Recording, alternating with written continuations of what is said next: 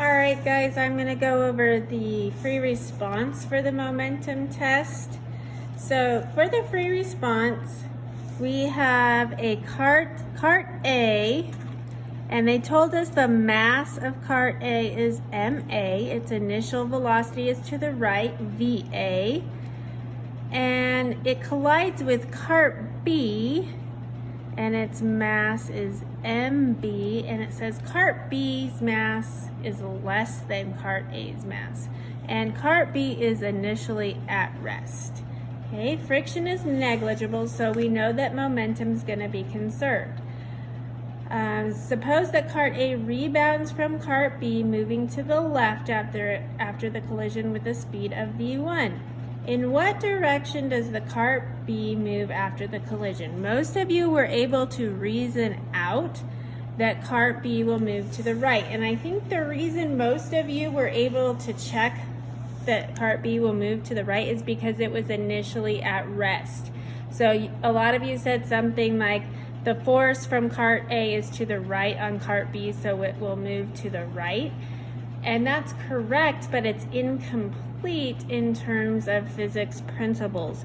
So if cart B was not initially at rest, if it was in motion to the left, let's say, you wouldn't have been able to use that reasoning. So in general, anytime that you are given a collision in AP Physics 1, you want to talk about conservation of momentum in your explanation. So I would have said something like momentum is conserved.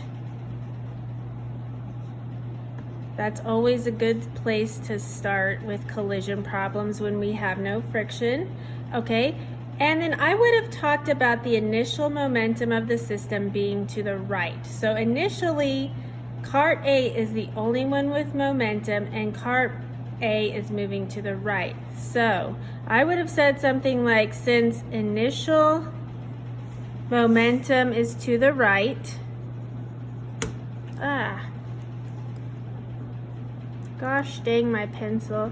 Since initial momentum, I want to make sure you see this, is to the right,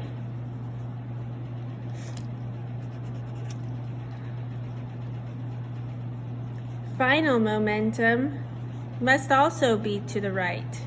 Final momentum of the system must also be to the right.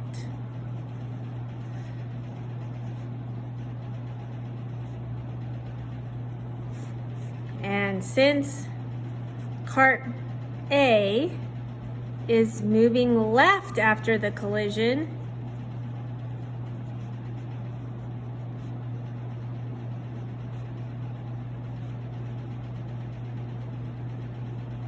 cart B must move to the right to conserve momentum.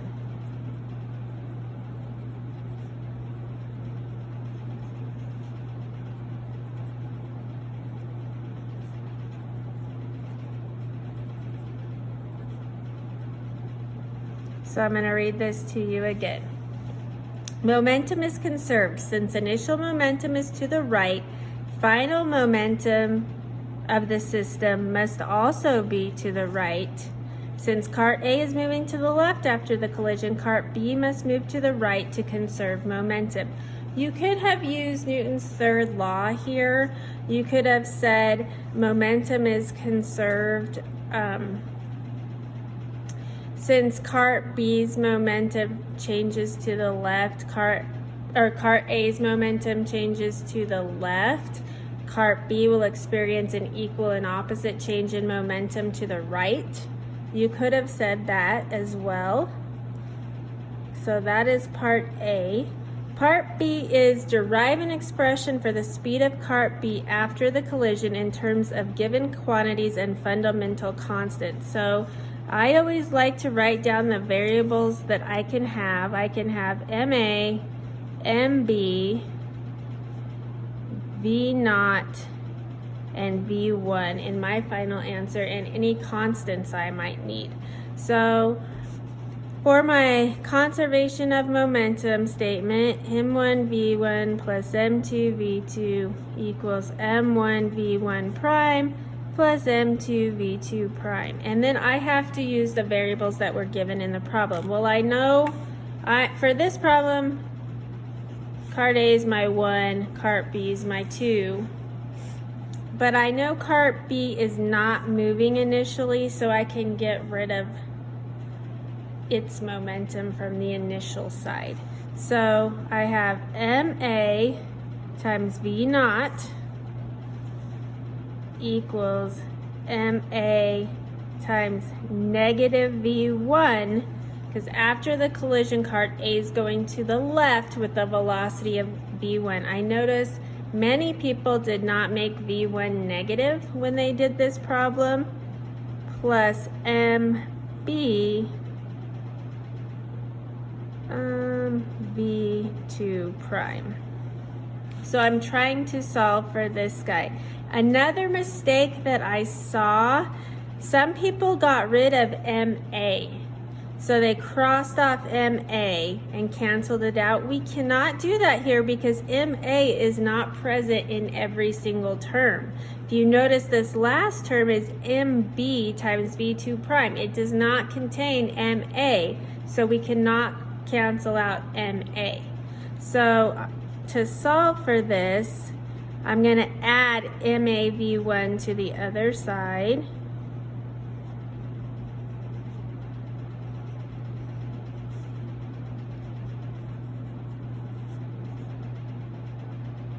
Okay. A lot of people had subtracting here because they forgot to make negative V1 negative. And then I just need to divide by the mass of B. So your final answer, I'm going to write it on another piece of paper because of course I'm out of room, should be V2, or whatever you called it, V2 prime equals MA V naught plus MA V1 all over MB. So mistakes we're not making the final velocity of cart A negative when it's going to the left, and for some reason canceling out MA, but you can't do that because it's not in every term on both sides of the equation. All right, so the last one is C.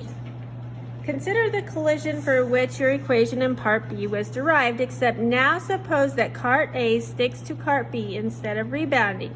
Is the post-collision speed of cart B when cart A sticks to it greater than, less than, or equal to the post-collision speed when cart A rebounds it? So we want to know what the velocity of cart B would be if they stuck together. So if they stuck together, we'd have MA stuck to MB, and we would want to know that velocity so we could compare it to the velocity in part B. So I always do math first on another piece of paper so I know what I'm talking about. We can reason it out. Some people are better than that than others. So my initial momentum would still be MAV naught, right? Cart B is still at rest, but then the carts would stick together. And so if I solved for the velocity if they stuck together, I'd have something like this.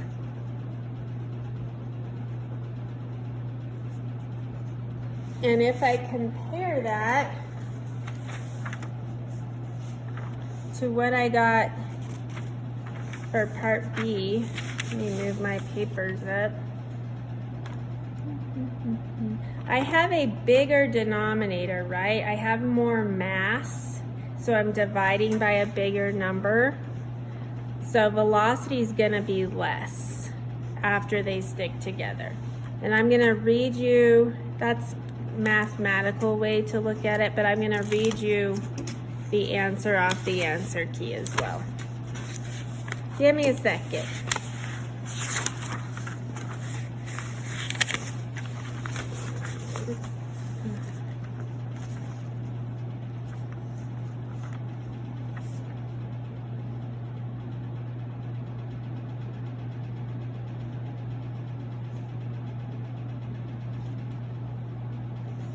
Okay, let's see.